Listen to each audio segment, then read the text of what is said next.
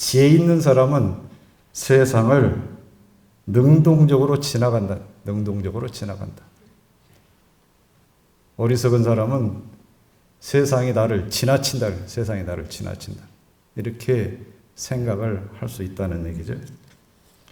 우리가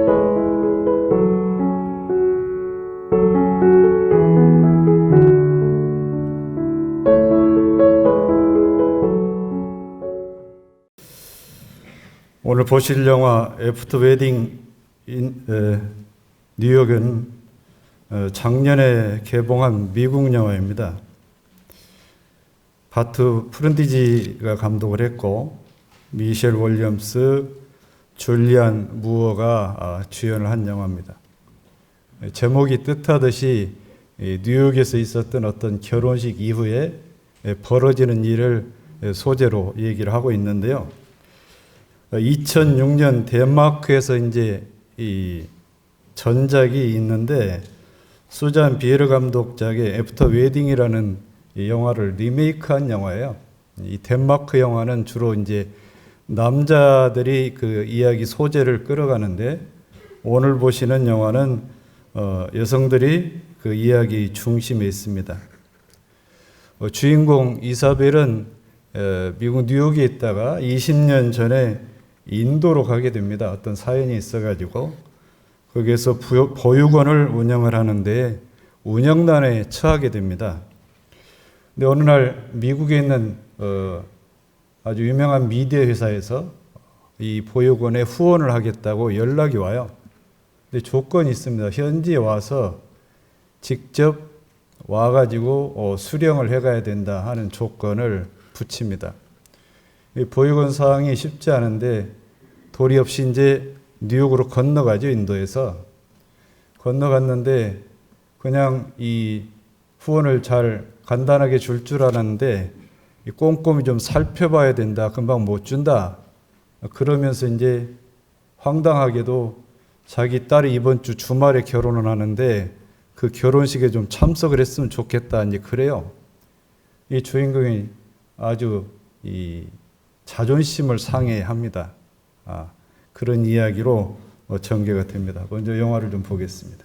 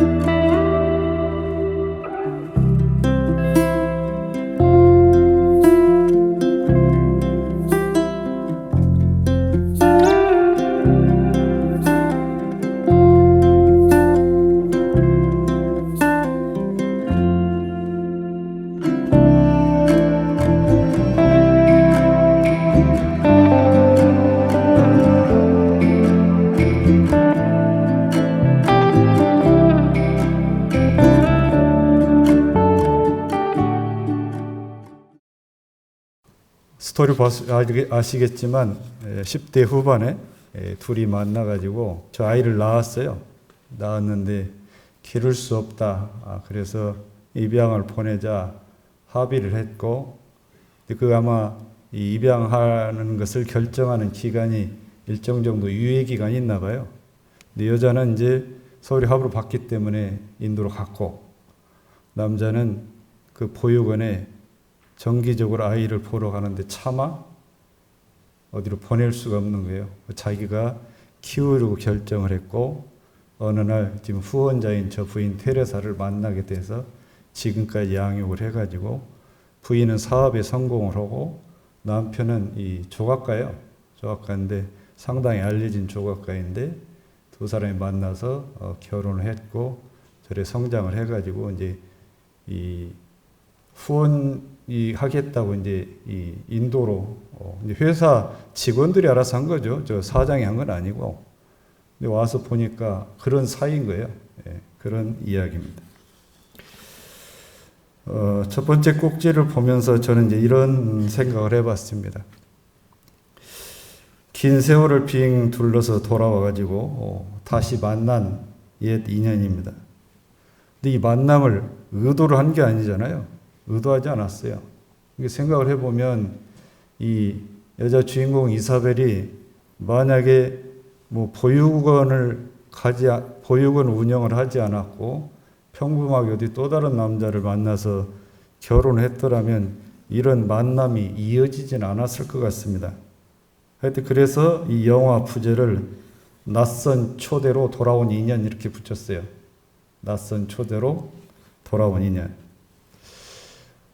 저런 경우가 있을 수 있겠죠. 있을 수 있을 텐데, 부처님께서 우리가 인생을 살아가는데 8가지 고가 있는데 그 중에 하나를 원증회고라는 말씀하셨잖아요.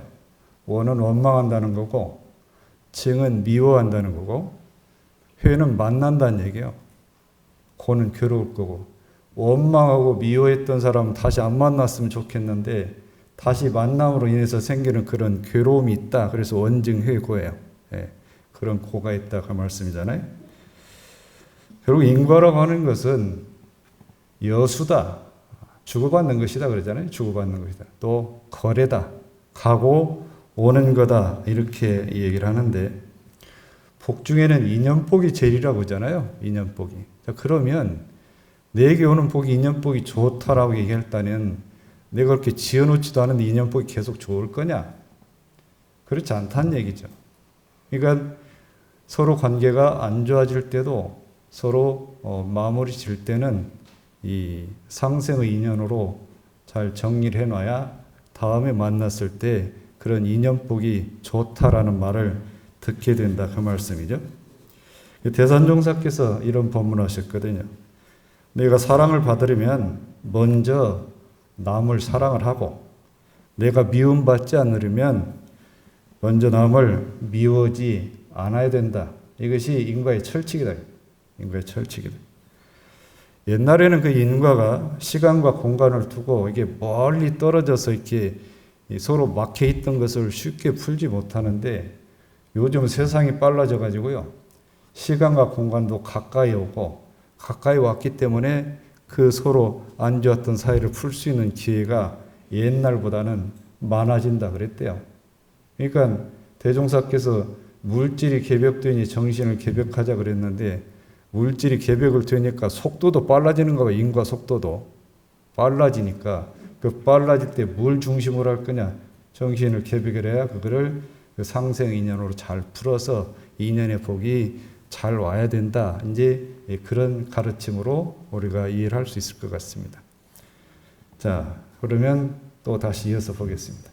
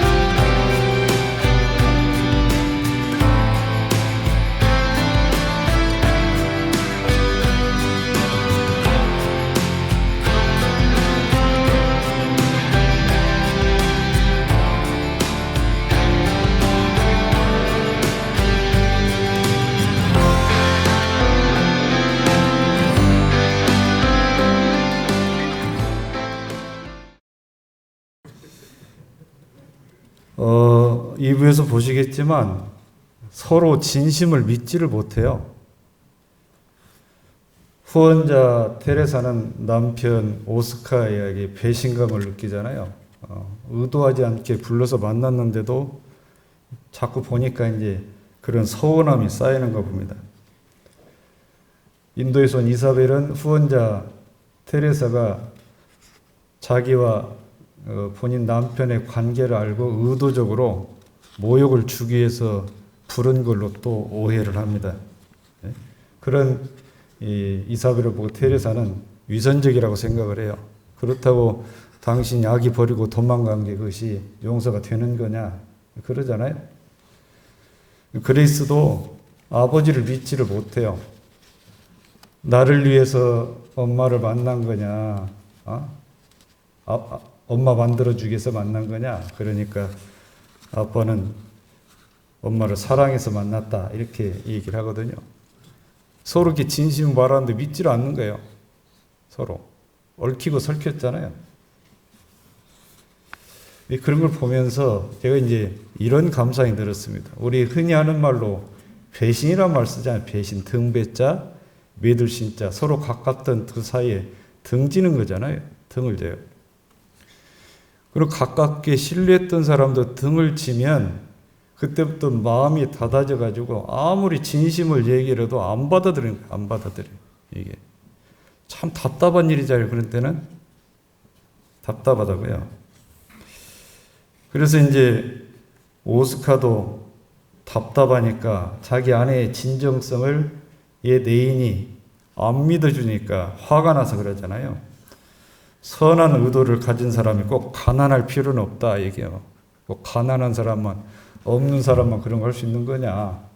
그러면서 돈과 원칙을 가진 사람들이 분명히 있다. 이게 너희 시각으로만 보지 마라 그 얘기잖아요. 역정을 냅니다. 역정을.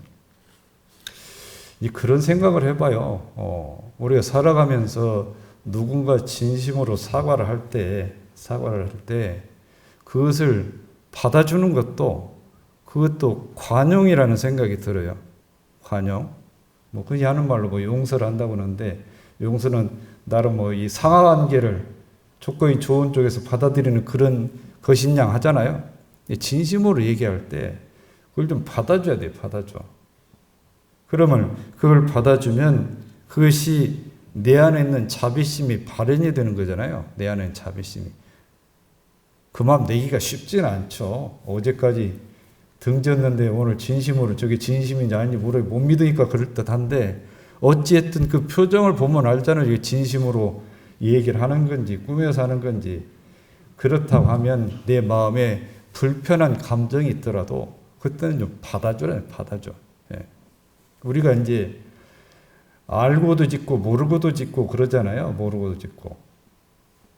알고 짓는 걸 우리가 이해를 하잖아요. 진심으로 얘기를 했는데 안 받아줘요. 또 해도 안 받아줘. 그거는 모르고 짓는 거예요. 모르고. 진심으로 얘기했는데 안 받아줘. 그거는 나는 그런 관계에서도 안 받아들였다 본인은 얘기할 줄 모르는데 그로 인해서 그 관계가 회원이 될 수 있는 관계였음에도 불구하고 안 풀어지잖아요. 안 풀어져. 나는 떳떳했다 본인은 그렇게 얘기할 줄 몰라도 그것이 자기가 모르고 짓는 거예요. 그것도.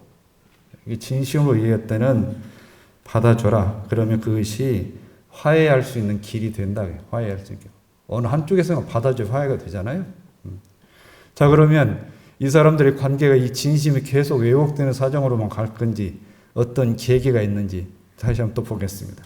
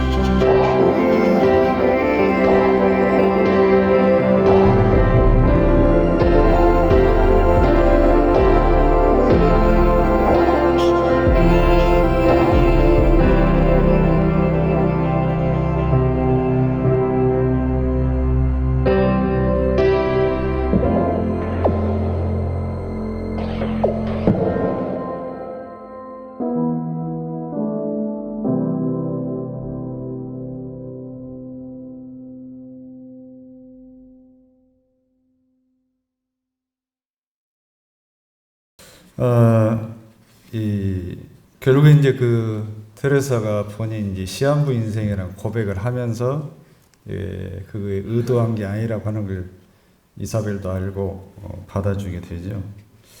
그러고 나서 이제 변호사 이피아에 기부 약정서를 씁니다. 2천만 달러면 200억인가요? 예, 아주 큰 돈이죠. 근데 그 절차를 마치고 이제 아마 그 지인들하고 만찬을 하는데 거기서 남편을 사귈 때 들었던 이야기 한마디를 꺼내는데 상당히 메시지가 강한 말입니다. 이 영화 전반을 끌고 가는 중요한 핵심 키워드라고 저는 생각이 되는데요. 우리가 세상을 지나가는 걸까? 세상이 우리를 지나가는 걸까? 이게 아주 중요한 뜻이 있잖아요. 세상을 능동적으로 보느냐, 수동적으로 보느냐 그거거든요. 이게 나한테 오는 죄업, 나한테 어떤 업을 그 업에 내가 끌려갈 거냐, 업이란 걸 세상으로 생각을 하시면 돼요.